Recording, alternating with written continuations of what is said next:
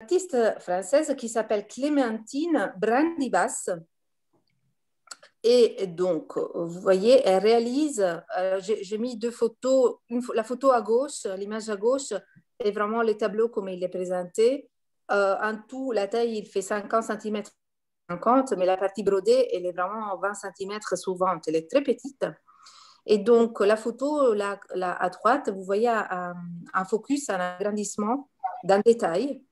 Donc, pour dire le niveau de travail qu'elle a fait sur ces tableaux, parce que finalement, elle les traite comme si c'était des tableaux, des peintures, souvent en s'inspirant de la nature, des phénomènes, la pluie, l'eau, les vents. Donc, c'est très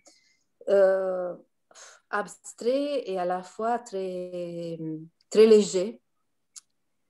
Très léger dans le sens, c'est pas figuratif, c'est très dans les éléments de la nature. Voilà, Ouais. c'est ça, c'est les mots que je voulais vous dire.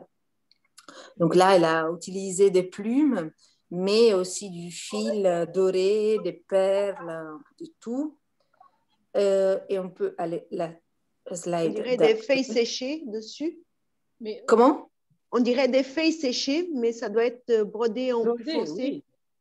oui. C'est vraiment brodé avec... attendez, c'est des fils... Mon ordinateur ne collabore pas aujourd'hui.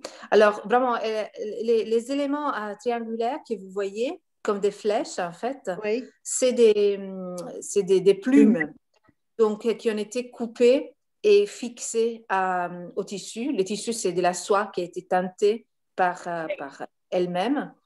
Et la partie dorée, c'est vraiment des fils dorés qui sont brodés à la main, à l'aiguille, sur cette soie.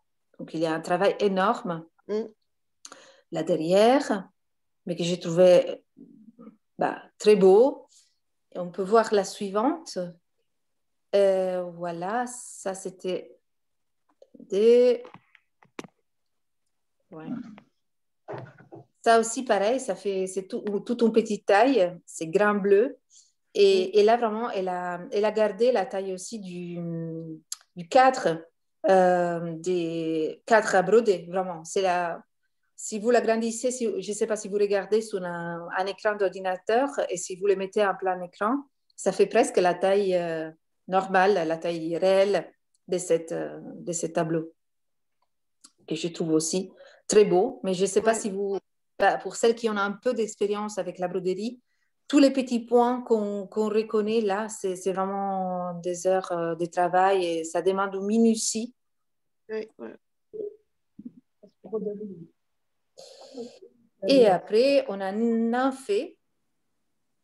Donc ça, c'est encore du tissu. Ça, à l'occurrence, je pense que c'est du coton qui a été teinté.